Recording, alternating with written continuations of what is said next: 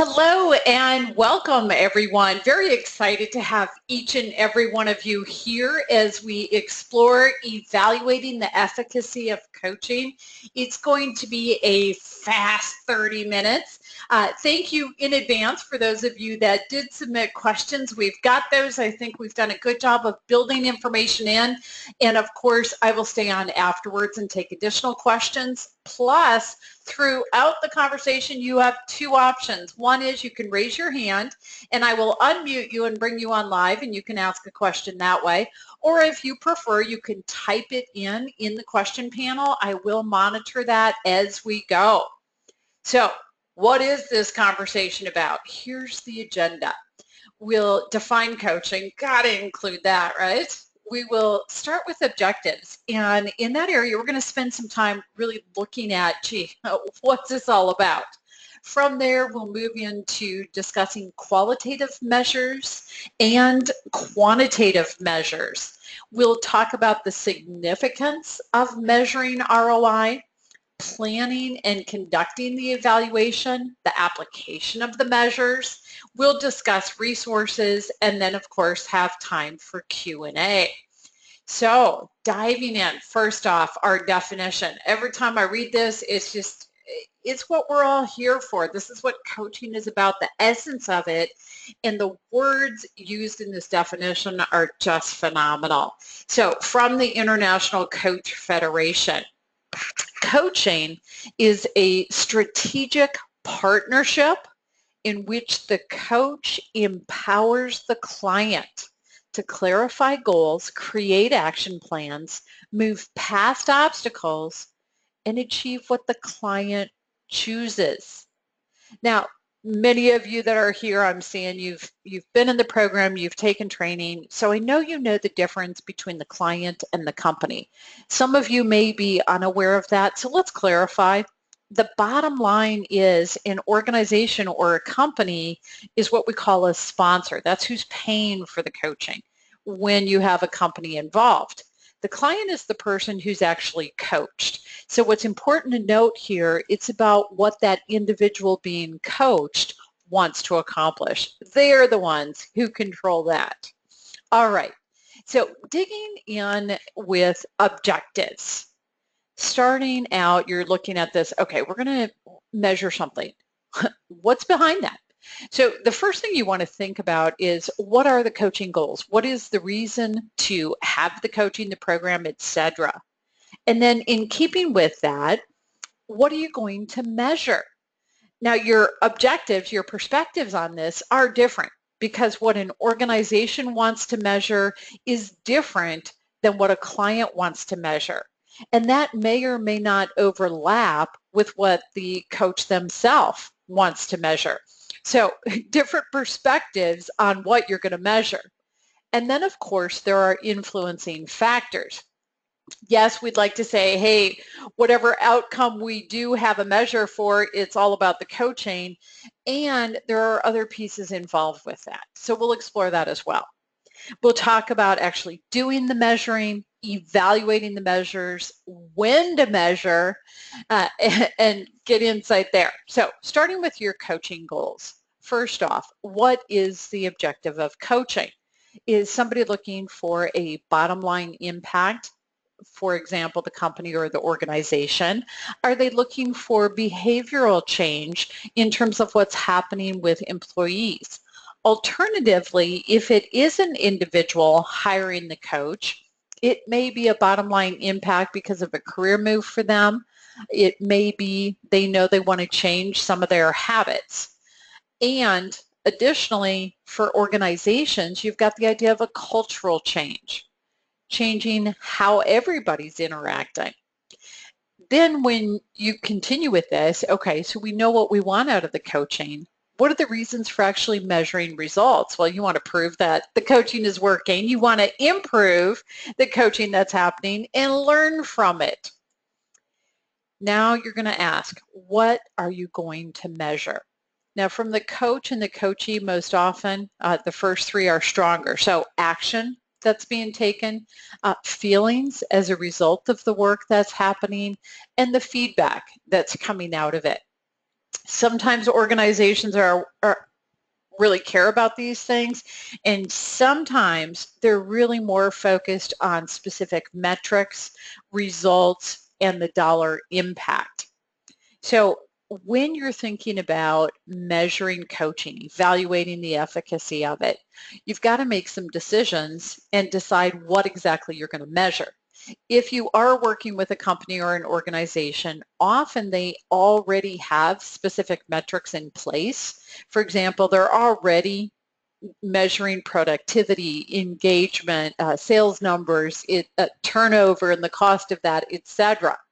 If you're working with an individual, that's tougher. Hey, they're aware of where they're at right now, and it really talk through how are you going to evaluate the change that they got what they wanted out of the coaching. So be thinking about it, be intentional. It'd be nice to say, oh, this is what the answer is. Bottom line, it's different for each client. It's different for each organization in terms of what you want to measure. So it's finding out, and that is tied to their objectives for the coaching in the first place. Next, what are those influencing factors? Because how the coaching works makes a huge difference. So first off, you've got the setup of the coaching relationship. So for example, if you have an organization that is telling someone you're going to be coached and this is who is going to coach you, it's simply less effective. We know that when the individual is choosing to be coached and is involved in choosing their coach, they're far more engaged in it and you get a better result. Think also about logistics. For many of you in class, we talk about the difference between telephone coaching, face-to-face coaching, what is available to people, what is the support. For example, if you have coaching happening inside of an organization, sometimes people are using company phones, company computers, all the notes are there. Well, what does that mean to the individual being coached? Oh, I know the notes are on a company computer. I am filtering myself. And even when you talk about it, and oh yeah, we've got all these measures in place to protect the information, the bottom line is they're aware of that.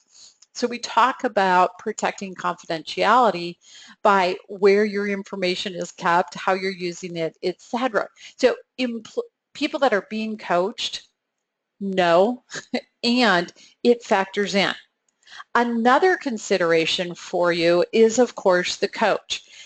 When companies start coaching programs, oftentimes they're drawing on people that are inside the organization. Do they have coach training?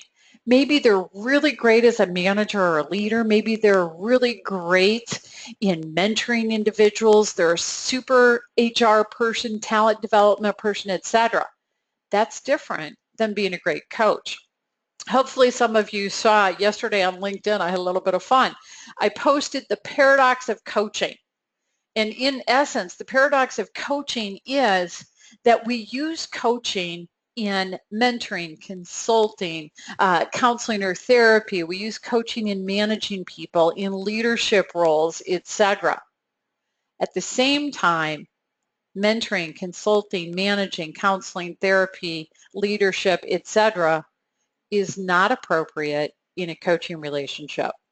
So that's our paradox. So when you think about measuring the efficacy of coaching, part of what's going to be involved here is how much training and experience does that coach have? And as most of you are aware, in essence, the gold standard is the International Coach Federation. So at a minimum membership level in the International Coach Federation, and increasingly companies are asking for a credential as well. So that awareness. The client themselves, how coachable are they? If they come in, we talked about in the matching area, if they come in because they have to be coached, are they really open and receptive to being coached? Are they actually going to engage fully and get something out of it? Organizational support. So for example, if the leadership in an organization doesn't really buy into this coaching, that's going to trickle down. People are going to be aware of it, and that will color outcomes. What other resources are available in terms of individual clients accessing learning opportunities, being able to have stretch assignments and expand what they're doing, their opportunities for career development or growth, and supporting the actual coaching itself, both with time, location, etc. So what is that level of support? And then, of course, you're going to have external factors, things going on in the environment, whether it's big scale affecting a company such as politics, economy, etc., or even more individualized for a coachee. Are they impacted by something going on in their family, their personal life, etc.? So these are all influencing factors in your outcome. Now let's move into actually doing the measuring. So the question is going to come up there as well. What are the resources for that? Is there the money to invest in the time involved in doing the measuring, the studies or the research, etc.? And in addition to that, are there current systems or tools in place? So this, of course, is focusing on the company side. Oftentimes, there's a current system or tool, a metric that's being taken that can then be adapted in terms of measuring outcomes from coaching. Are there new systems or tools that are going to make sense for doing the measuring? And then, of course, the staff really caring about it, doing it, following through on it. So the other consideration, of course, in measuring is how are you determining the baseline? As a company, this is significant because they're going to care about the bottom line impact. When you're talking about an individual client, it's a little bit easier for them because they're able to quantify specific things, and they also have qualitative ideas in terms of what they want out of this. Now, consider also the reasons people are measuring and what they want out of that. Because when you do the measuring, the way a sponsor looks at it as compared to how a client looks at it, as compared to how the coach looks at it, is going to be different. We all have different perspectives on this. And being aware of this when you're setting up your evaluation process is going to be helpful when it comes time to actually doing it. When are you going to measure is an additional question. So first thing you want to do is have your baseline. In a company, if you're using metrics, what are the numbers now? If you're working with an individual client, what's their current status? Then you want to be measuring as you go. Perhaps you remember in your coaching practicums asking the question, hey, what are you gaining from this coaching relationship? What are you gaining from this process? How's this working for you? You're checking in as you go. You're asking the client, how are you doing with your progress? Are you acknowledging your success along the way? So that's an ongoing process. And as a coach, having a way of tracking that is significant. You also want to be measuring when you complete the coaching relationship. And in companies, oftentimes they're looking at 6 months or 12 months down the road. Hey, how is this still factoring in, playing into what our outcomes are? And of course, you've got other ideas as well. Sometimes people are in and out of coaching relationships, for example. So different ways of looking at that. Now, qualitative measures. And for example, one of the questions ahead of time, people were saying, okay, what are some of the resources for the research on this? So let me throw this out first off. The number one resource, of course, is going to be the International Coach Federation. Beyond that, if you simply go online and do a search for the return on investment for coaching, you will find a multitude of studies. And they look very specifically at both qualitative and quantitative measures. So this will give you some great overview, and there's additional information in those studies. Some of the qualitative measures, the motivations involved in people creating change or dealing with change, etc. Impact in terms of how people are interacting, connections, personalities, relationships, energy levels, etc. Skills can be a qualitative measure. Oftentimes soft skills are what we're focused on with that. And then of course, having a process for that. So motivation. From an organization perspective, they're going to care about revenue and about culture. From a coachee perspective, the client, they care about their opportunities. And as coaches, what do we care about? We care about the purpose. What is it that we're here doing? How are we supporting them? Now, when you dig further into this, think about the impact. So you've got beliefs, you've got behaviors, and then you're leading into outcomes. So in terms of exploring this, if you're going to measure impact, list your objectives, determine the current and the desired level, establish the baseline for the current level, and then you're measuring the difference as you go. So let's play this out. Let's say you want to measure skills. What are the skills you're going to measure? What's the baseline? And what's the change you're looking for? Now, communication skills, that can be very qualitative. How do we say, oh, this person's a better listener because of coaching, or they're a better communicator? Well, what does that mean? People skills. We know one of the big reasons companies want a coaching culture, and one of the reasons coaching is becoming a competency for people in a leadership role is because of how managers and supervisors and executives communicate and interact with the people on their team. That makes a difference in engagement, productivity, and ultimately the bottom line.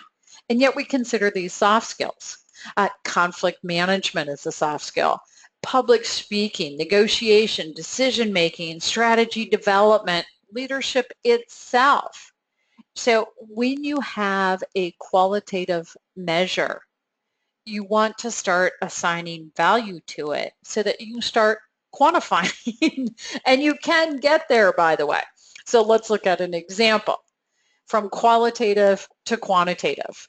If you define the quantitative goal, then define the qualitative factors required to achieve that goal. So for example, hey, turnover is costing us a lot of money in this organization.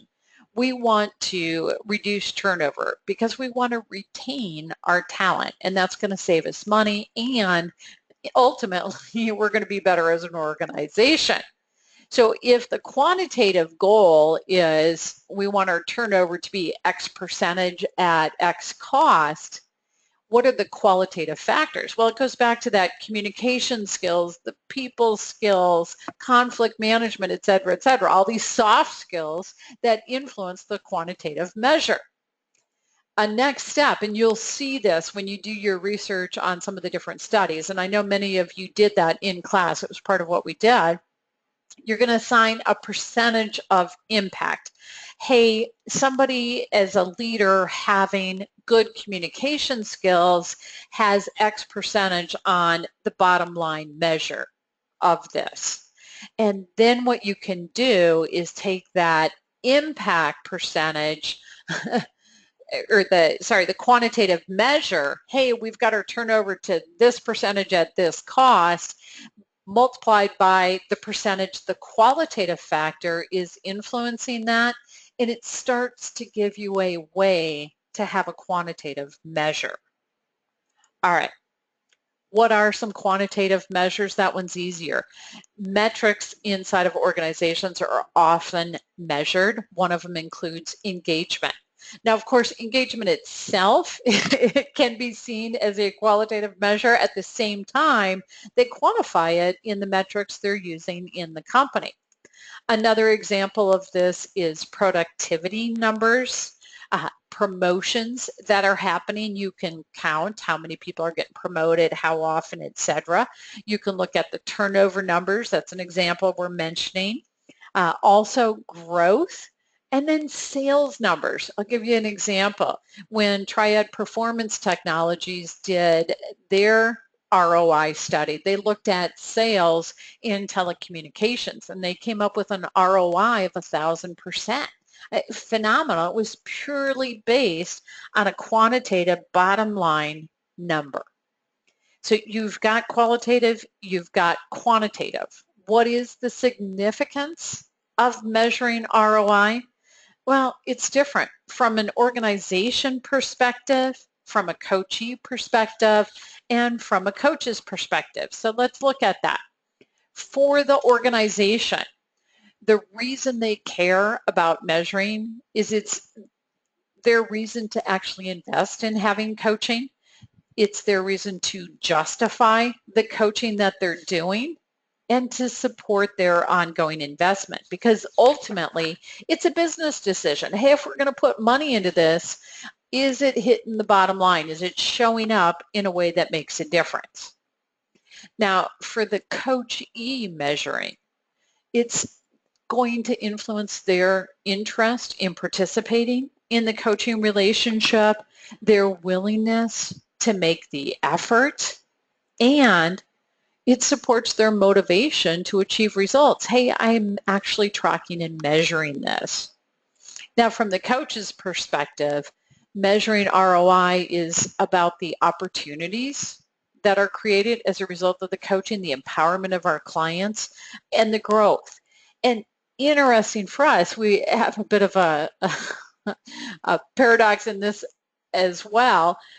We care about the opportunities, empowerment, and growth of our client. It's also, hey, we're coaches, we're in business.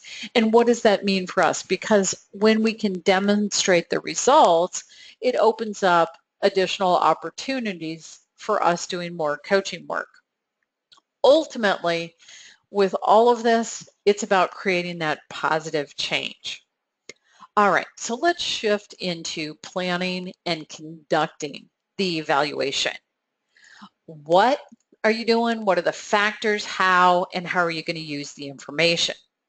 So I'll give you an example. When you talk about an evaluation, the what, many of you are familiar with Kirkpatrick's model. So they look at reaction, learning, behavior, and results. That's an example. What are factors that are going to come into this? The quality of the coaching relationship itself, the length of time the coaching is happening, the coachability of the individual, the client, the quality of the coaching service, the support from the company, and the environment. So all of those considerations, influencing factors, play into this. And as you're doing the evaluation, you want to anticipate that and be aware of it as you go. Now, how are you going to do it? Well, first question to ask inside of a company is, what are the metrics that are available? What are additional metrics worth acquiring? Additional opportunities for evaluating? And then how are you going to analyze? So let's dig into that. How are you going to evaluate? You're going to compare your baseline to the outcome. You're going to factor in all the influencing factors we're talking about, determine the qualitative benefits, and measure that impact. Assign some percentage, or perhaps you are even looking at dollar value of that qualitative impact, and that is done in some of the studies you see out there. And from there, you're quantifying the economic value. How are you quantifying that economic value? Well, it's the cost of coaching divided by the value of the attributed outcome. That is where you're getting your number. Now, when you do this, how are you using the information? So you're doing the evaluation, you've got your numbers, how are you going to apply them? The answer is going to be different for each of you. In some organizations, it goes back to what we were talking about. Hey, are we going to continue investing in this? Are we going to expand our coaching program? Is it paying us back for what we're putting into it? For a client, they're deciding, hey, am I going to keep going with this? Is this giving me what I want? Am I creating the change I want? And is that coaching supporting me doing that and making that difference? And then, of course, for a coach, in part, the findings support what you're doing with your client and your sponsor. It also is something that you're using in terms of growing your own business. Okay, recognizing we are pushing it in terms of our time, we've got a few minutes left. Let's look at some of the resources available to you. So I mentioned the International Coach Federation, of course, the Center for Coaching Certification and the Center for Coaching Solutions. We are here to be a resource for you. So the International Coach Federation is at coachfederation.org. They have a lot of information that's publicly available, so maybe you've completed the first step of your training or still in the exploratory process. What's really great is they also have a research portal available to members with a lot more extensive information.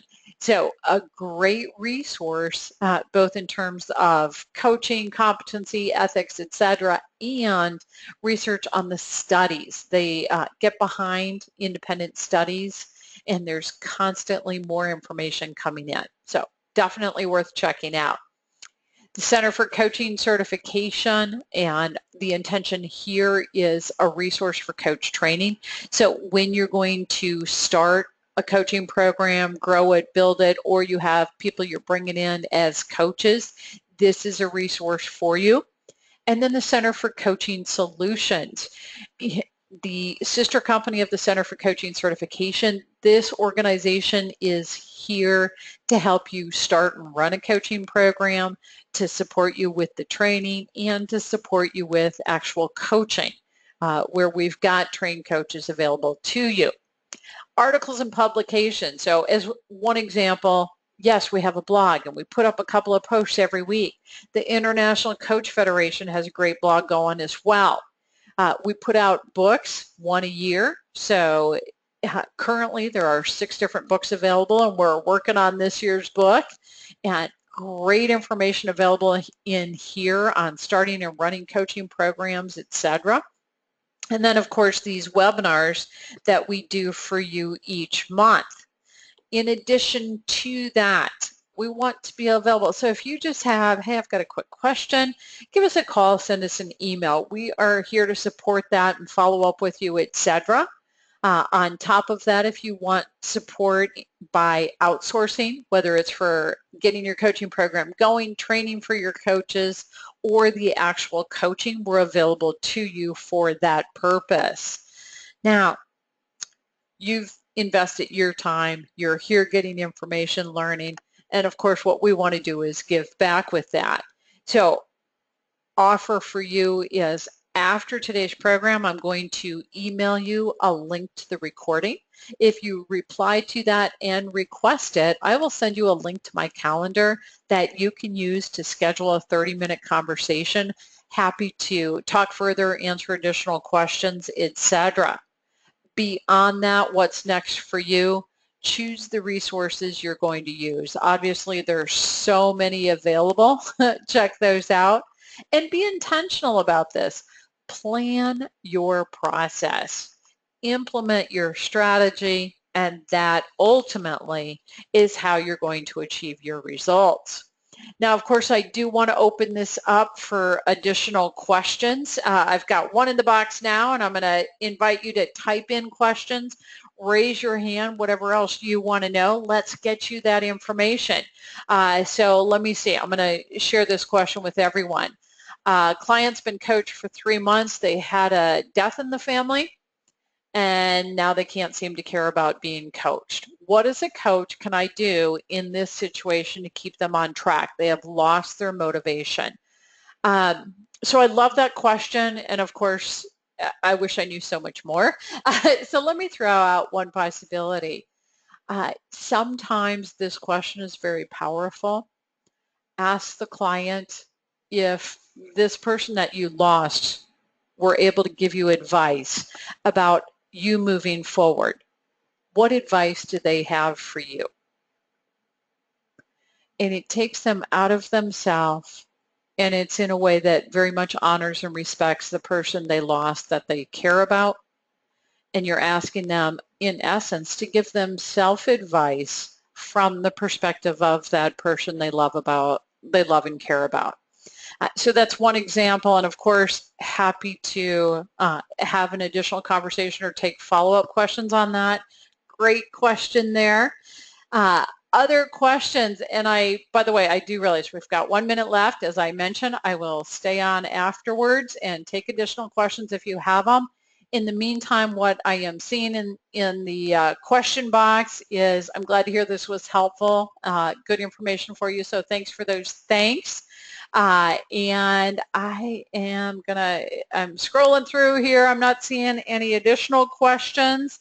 What I'm going to do is go ahead and double check on the questions you submitted ahead of time. I have those in front of me, so I want to make sure we're answering those. Let's see. I love this one. So one of you submitted a question ahead of time that I think is worth bringing up now in answering, and that is, how do you solicit feedback that gives continually better coaching results?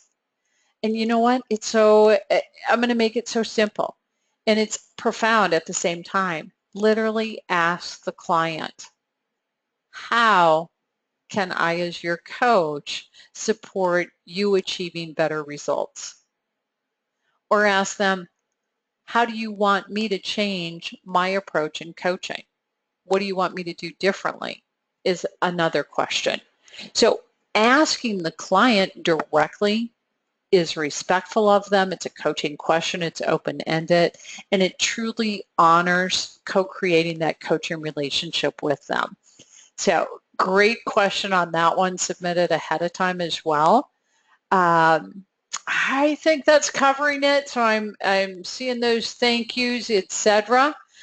So I am going to say thank you, all of you. Definitely appreciate you being here, appreciate your time and interest in what we're talking about, and of course want to be available to you as a resource. So thank you all. Make it a great day, and we will look forward to communicating with you again in the future. Take care, everyone.